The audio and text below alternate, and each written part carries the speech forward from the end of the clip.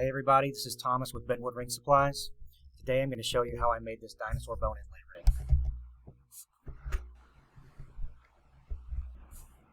The materials we're working with today are a titanium 8mm wide 4mm channel ring blank, all of the grades of our dinosaur bone, black acrylic paint, mercury thin, and mercury thin flex CA.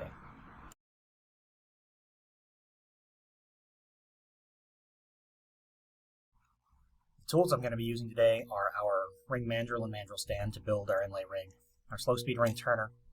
I'm using the Win brand LA3421 wood lathe with speed control, an artisan ring mandrel to hold the ring on the lathe, and carbide wood turning tools, particularly the square and pointed diamond detailer. Okay, so you see here we have the ring blank on the ring mandrel and in the mandrel stand. I call it a boat. It just looks like one.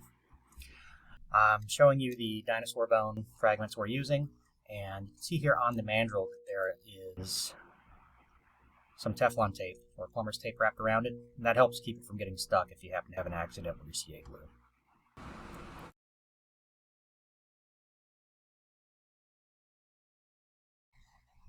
The first thing I'm going to do here is apply the base coat of our black paint. I'm probably going to do 2 coats. And the point of the black paint, from a design perspective, for me, is that once the ring is done, and if there happen to be any gaps visible between your inlay materials, then the paint is going to kind of blend the design instead of letting the metal of the ring blank show through.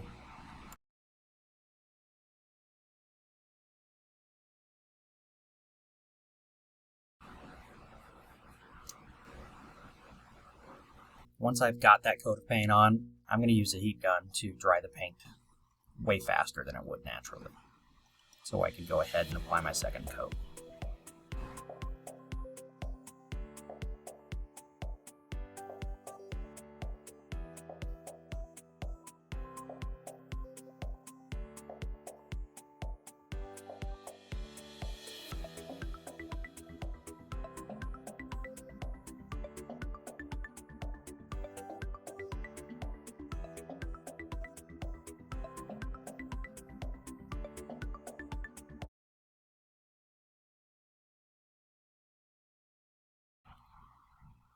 This second coat of paint is going to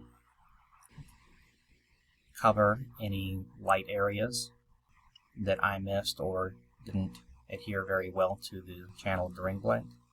And once it's done and dry, we can go ahead and start the inlay.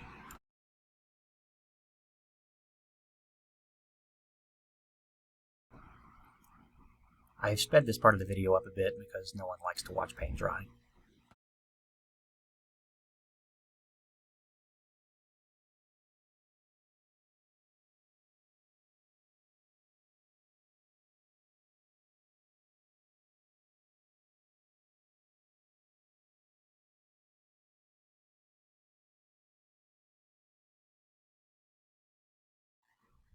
Okay, so now it's time to start our inlay. This is something I like to do when I'm placing larger pieces or pickers of our inlay material. And for this dinosaur bone ring, I'm going to want to use larger pieces. So I'm just adding a little bit of medium viscosity CA to a little plastic container. It doesn't really matter what it is, as long as it doesn't absorb the CA.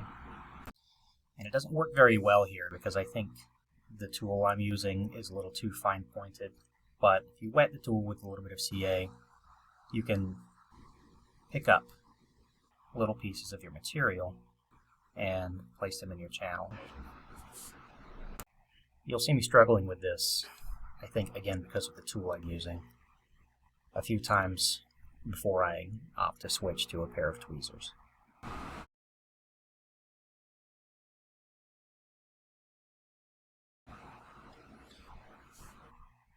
So I'm just picking up these pieces and placing them wherever I feel like they belong. I'm trying to get the flat part of the material facing down and maneuvering it so that I don't have any large gaps underneath the stone.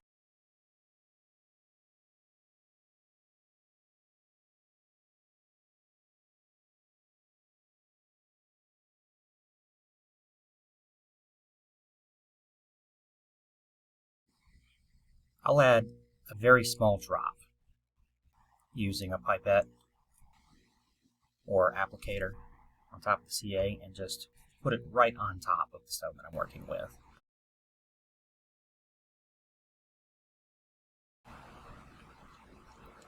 After that, just a little spray of accelerator and that piece should be there permanently.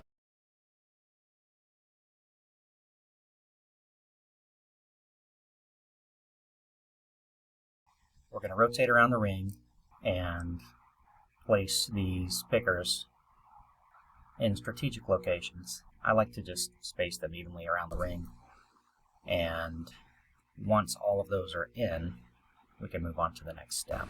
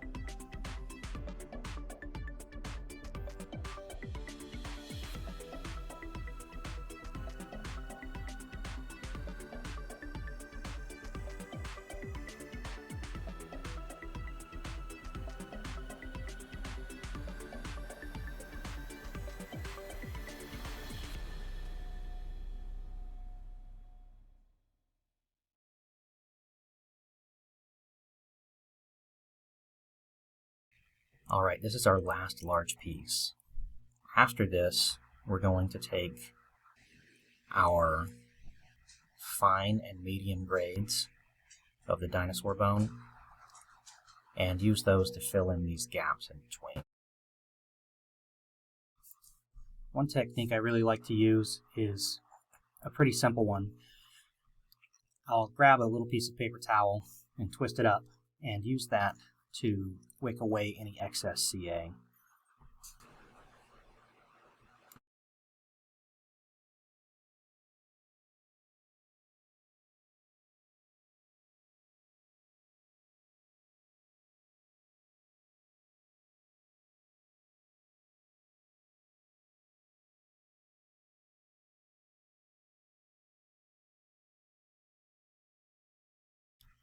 The tool I'm using here is called a tapper, and it's called that because when you're using it to apply your material to the channel, all you need to do to advance it down the funnel here is tap the end of it. It doubles as storage as well. This is the lid, and you put your material in the base and the lid on it and store your material there. My method here is to apply a thin layer of the fine grade crush, and then directly on top of that we're going to scatter around some of the medium grade larger pieces. What this is going to do is cover up the base of the channel for the most part with the fine, and as we add those medium and larger pieces on top and the glue, what we're going to get after we're done is a piece that has some depth. There will be gaps and voids, and it's going to look really good.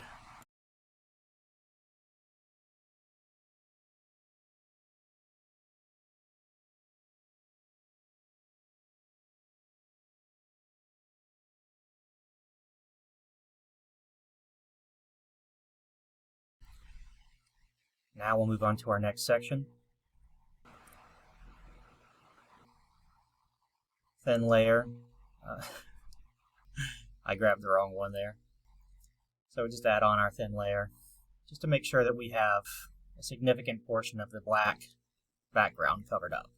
If there are little gaps later, that's totally fine. Now we'll add on, just haphazardly, our medium grade, tap it around, make sure it's settled, and a few drops of glue, then accelerator, and move on to the next one.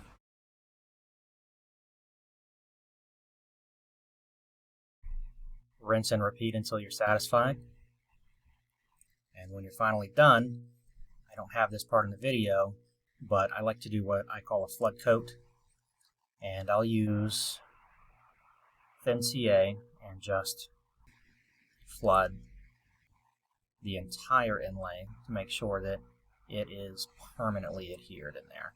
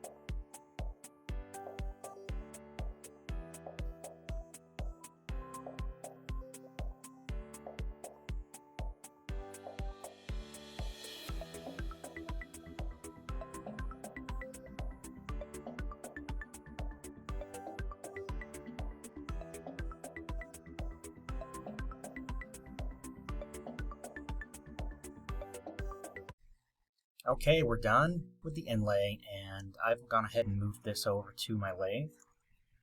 And this is probably what I call the most delicate part of this process. And I do it this way, but you don't have to do it this way. It's just the way I do it.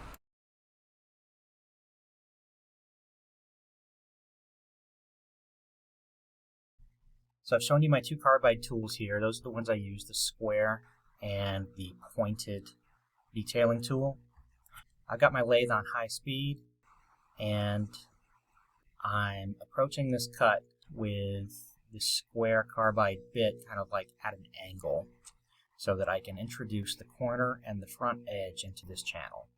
It's very important that you don't catch the metal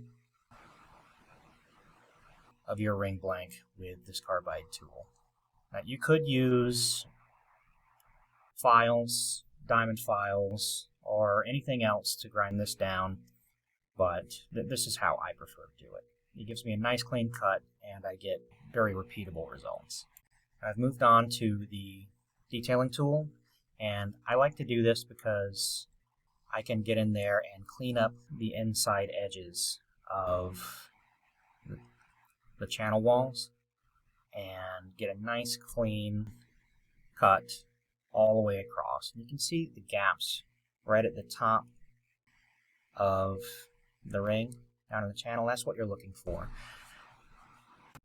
Our standard channel depth is about 1.2 millimeters on average, so I like to cut away somewhere between 0.05 and 0.07 millimeters in depth, so that when we apply our finish, it fully encapsulates the inlay in the ring. And the only thing that has any access or contact with the outside world is the CA. This effectively waterproofs the ring. You can see here the final results of that cut. It's nice and flat all the way across with the inside edges cleaned up nicely.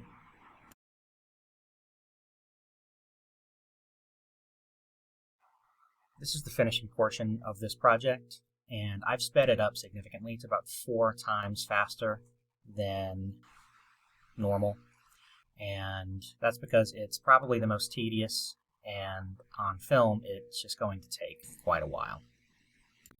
All that said, I'll explain everything kind of in bulk instead of as we go because, as I said, it's sped up. This is our slow speed ring turner. It rotates at 5 RPM. What I do to use this is I'll put my ring on there over the Teflon tape, of course, because this is where things could go wrong if you're not very careful with your glue. I'm adding a few drops at a time, maybe 4, 5, to the top of the ring and letting it self-level. And what you're going to get as that happens is a bit of a drip down on the bottom of the ring. So what I'm doing here is I'm taking the paper towel and pulling away that drip.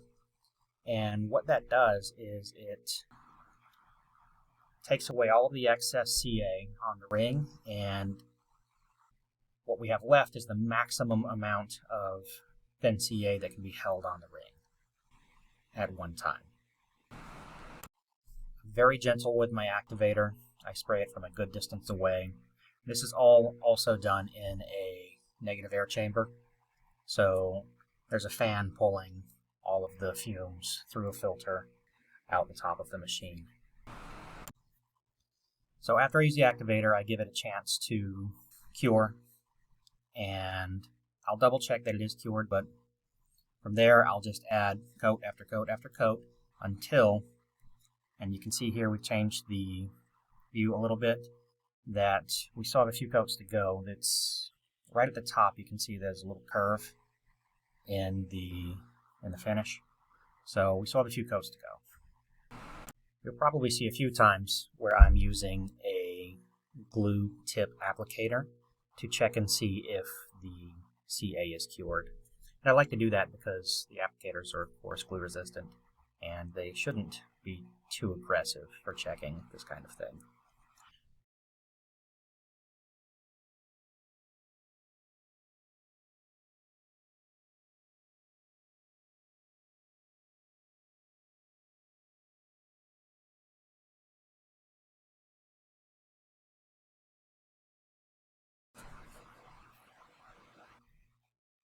The time it takes generally for me to put an entire finish on a ring using this machine is somewhere between 10 and 15 minutes.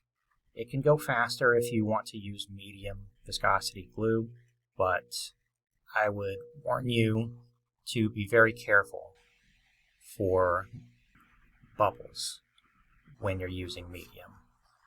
It can be done, but thin and thin flecks are probably the best options for making sure that you get a crystal clear finish and that you don't have a lot of bubbles in your finish, if any.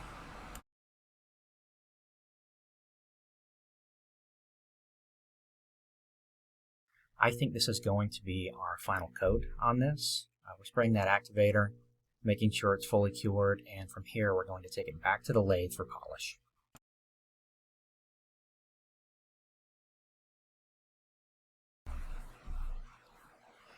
When sanding and polishing the ring, I like to start with somewhere between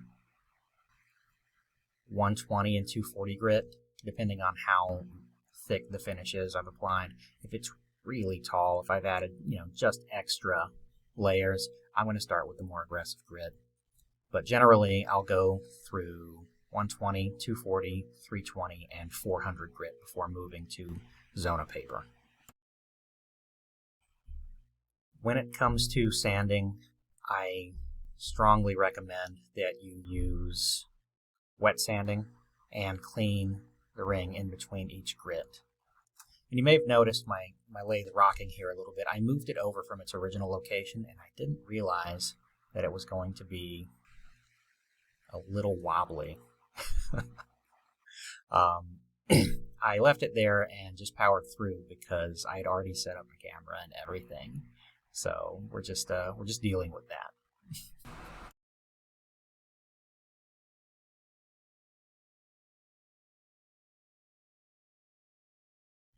I personally like to use a sanding stick or something flat and light that can go underneath my sandpaper. It helps me use all of the sandpaper, and it keeps me from accidentally sanding too deep. Because if you sand too deep, sometimes you can end up with a bit of a divot in your finish, and I want it to be perfectly flat across the top of the ring.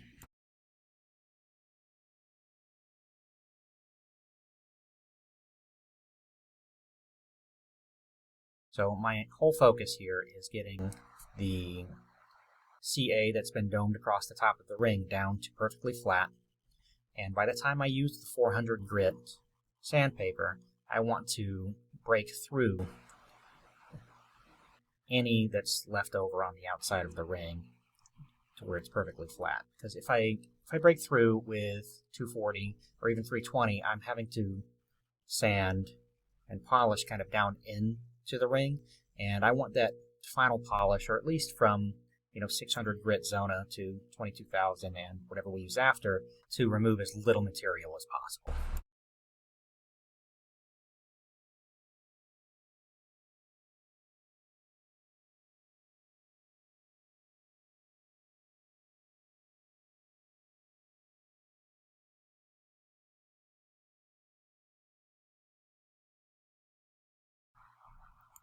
This is Zona paper.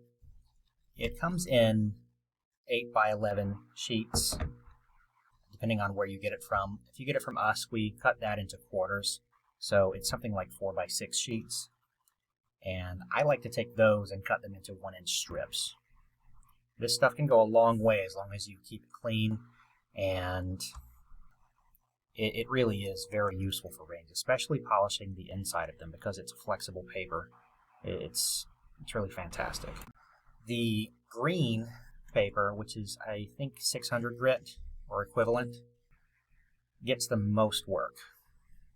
I'm using this opportunity after the green to make sure that I don't have any more scratches left from the 400 grit, because I don't want to finish polishing with all of the paper, the Zona paper, and go back and look and see that I still have scratches that I should have dealt with earlier. So I make absolutely sure that I don't have to go back and do more work before moving forward with the Zona paper.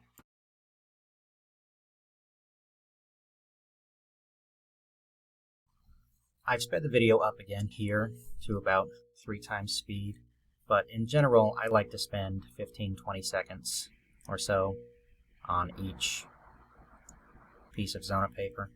I like to keep it wet and, of course, wipe it down between each grit.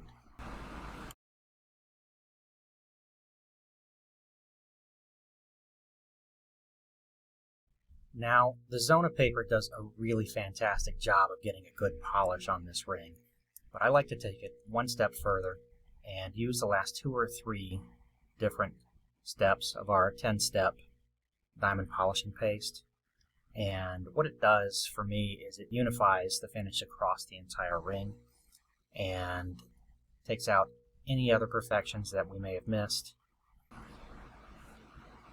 bringing this ring to an absolutely brilliant finish.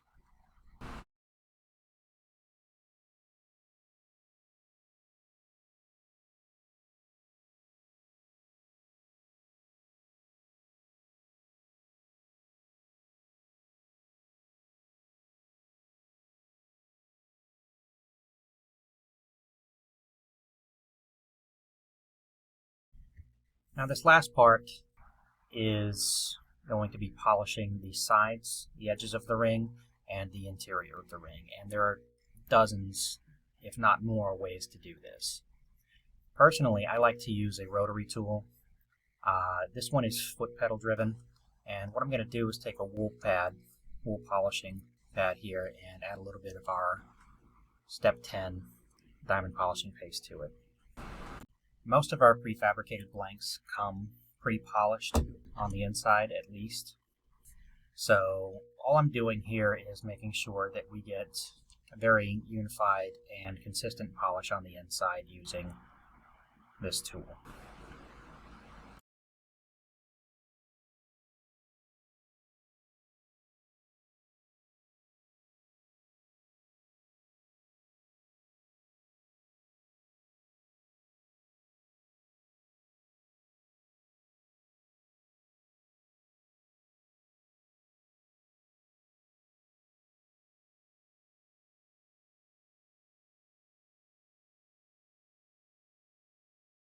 I'm doing this work over a paper towel because I can wipe out the inside easily, and for this next part where I'm just very gently grasping the outside of the ring and using the rotary tool to spin the ring and polish the edges at the same time. This is a really, really great technique for getting a nice consistent polish on the outside very quickly.